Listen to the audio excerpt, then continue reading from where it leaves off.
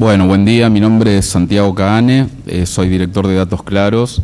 Un poco a diferencia de lo último que dijo Guzmán acerca de los estudios de opinión pública, mi intención es hablar ahora de lo que son estudios de mercado, que tienen características distintas a los de opinión pública, fundamentalmente en lo que respecta a las muestras.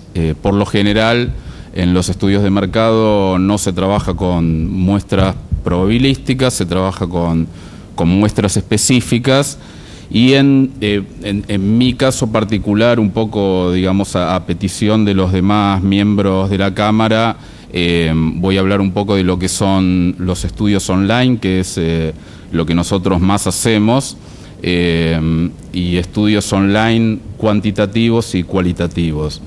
Ya que de por sí los estudios online, cuando hablamos de muestras, tienen una limitación de base, y es que el máximo universo al que podemos llegar es el universo de usuarios conectados a Internet, y no más que eso.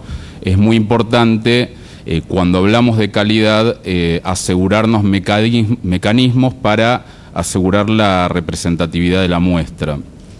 Y ya que hay diferentes formas de reclutamiento, hay que analizarlo de acuerdo a la forma de reclutamiento que se utiliza. La forma más utilizada últimamente, digamos, desde que se empezaron a crear y a desarrollar, son los paneles online. Y la calidad en los diferentes paneles online que existen es evidente, y es muy importante tenerlo en cuenta al momento de contratar una investigación. Por supuesto, como decían antes mis colegas, todo esto se termina verificando en el precio. No hay misterios en esto, y cuando algo es muy barato, normalmente la calidad es un poco más baja que cuando algo es un poco más caro. Porque, digamos, existe la creencia de que la investigación online de por sí tiene que ser mucho más barata que la investigación tradicional, y sin embargo, cuando se trabaja con investigación online hay que tener en cuenta muchos aspectos que hacen que no necesariamente sea más barato.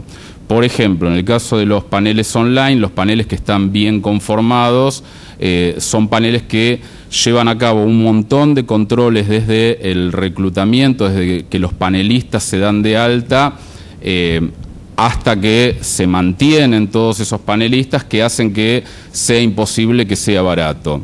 ¿Qué tipo de controles? Por ejemplo, controles de la IP de donde se conecta una persona, controles de que una sola persona se pueda conectar desde una misma computadora, controles del lugar geográfico, controles de el código postal que se corresponda con lo declarado, controles de las direcciones de email a través de sistemas de doble opt-in, por ejemplo, controles de que quienes se dan de alta no puedan ser robots a través de mecanismos como CAPTCHA o algunos otros, y demás tipos de controles.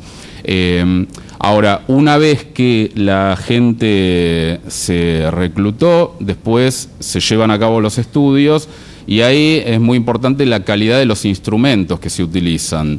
Los instrumentos desde el lado del software como desde el lado del diseño. O sea, la pregunta que todos tienen de cómo sé que el que está contestando del otro lado es realmente quien dice que es. Entonces, también existen mecanismos de control para eso, desde el diseño mismo de los cuestionarios, por ejemplo, incluyendo preguntas obvias para detectar si hay gente que a las preguntas obvias las contesta de manera no obvia. Por ejemplo, comparando el tiempo promedio que se demora la gente en contestar un cuestionario versus el tiempo de cada uno de los entrevistados. Por ejemplo, detectando patrones de respuesta, gente que en el 80% de un cuestionario contesta siempre la opción de respuesta 1, o la opción de respuesta última, o la del medio, o cual sea. O sea, hay un montón de controles que se pueden llevar a cabo y que, por supuesto, todo esto tiene que ver con la implementación y eso tiene que ver con los recursos humanos, como decían recién Julio y como decía Guzmán, y los recursos humanos especializados, experimentados y de buena calidad son caros. Y así como hay normas de buena calidad cuando se trata de realizar encuestas online, también cuando se hacen estudios cualitativos, por ejemplo a través de focus groups online, también hay mecanismos que hacen que la calidad sea mejor, aunque eso implique un costo un poco más alto. Como saben, el reclutamiento de los focus groups online se puede hacer a través del mismo medio online o a través de un reclutamiento tradicional. Ahora, aún cuando el reclutamiento se hace a través del medio online, por ejemplo, por medio de una encuesta de filtro, y se determinan quiénes son las personas calificadas para poder participar de los grupos, nuestra recomendación es siempre que haya una intervención tradicional a través del teléfono, una instancia en la cual se chequea la identidad de la persona, se le solicita el documento, que es lo que luego se le va a pedir para darle el incentivo, y se chequean algunas cuestiones como de confirmación que va a estar conectado el día y a la hora indicada, y de recursos, ¿no? De recursos de PC, de conexión, recursos de video, etcétera, etcétera.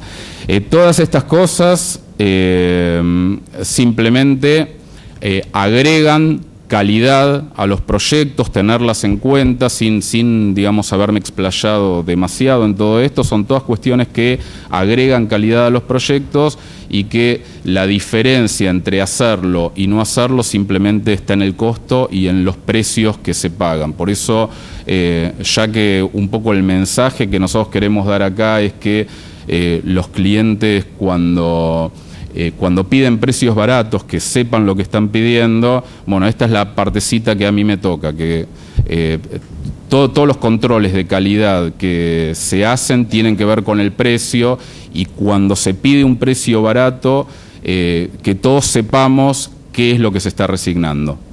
Muchas gracias.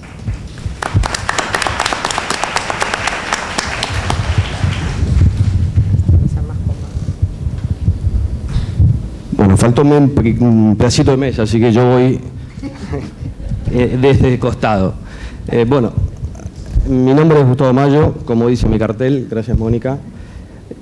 Cuando estuvimos discutiendo un poco qué temas nos íbamos a repartir y cada uno, obviamente el tema común era la calidad, obviamente no costó mucho ponernos de acuerdo en que Nielsen tenía que hablar de auditoría, así que fue bastante sencillo.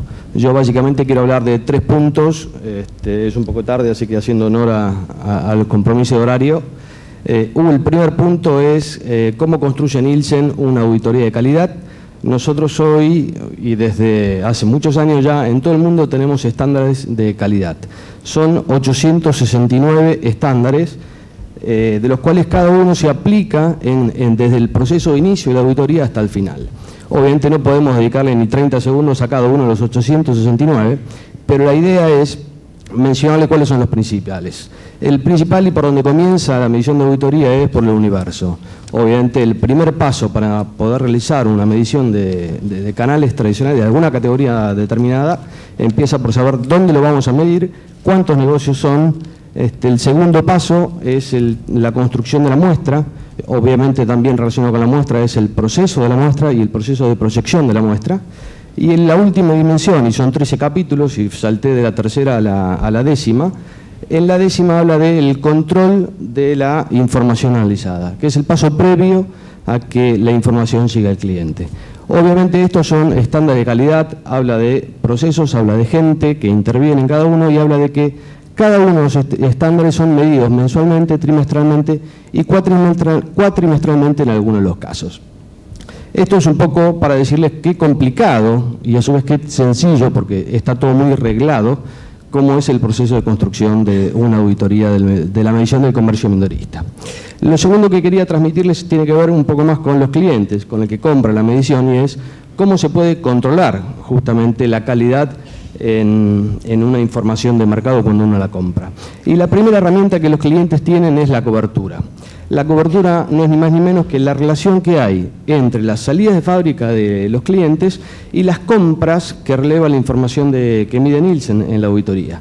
Esa relación puede dar un porcentaje, históricamente un estándar, y dependiendo de las familias de productos que cada una tiene distintas dinámicas, puede ser entre 70%, puede ser 90%, hay índices que son mensuales, hay índices que son bimestrales, pero en promedio podemos decir que entre todo el conjunto de auditorías, de más de 90 categorías de productos que hoy estamos midiendo, la cobertura estándar es del 90%. Y eso es muy bueno. Obviamente dentro del 90 hay algunas categorías que están más cercanas al 100 y hay otras que están más cercanas al 70, como lo decíamos. Y ese es un control que los proveedores, los que compran la información de auditoría, lo tienen a mano. ¿Por qué? Porque evidentemente lo que tienen que seguir es qué tan bien está leyendo Nielsen la tendencia de los mercados y si está siguiendo las mismas líneas de los fabricantes. Obviamente, si uno tiene la información de salida de fábrica de todos los fabricantes de una misma categoría, con eso puede sacar la cobertura total de una categoría. Y en segundo lugar, está relacionado con qué es lo que pueden hacer los clientes con la información. Y creo que es el punto más importante, porque Stefan habló de comunicación y de demostración de la información. El lema de Simon se llama información para toma de decisiones, y justamente lo que quiero decirles es eso. En Nielsen tenemos un proceso que nos asegura desde el paso 1, donde se identifica un problema, hasta la solución y la recomendación del mismo, nos asegura y nos obliga a seguir ese proceso conjuntamente entre el proveedor y Nielsen. ¿Qué quiere decir esto? Que cuando termina el proceso el cliente está en condiciones de evaluarnos.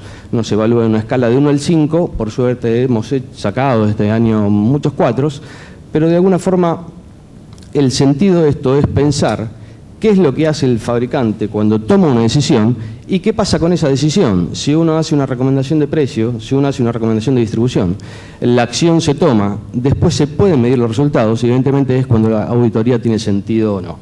Es ahí cuando se pueden tomar mejores decisiones o no.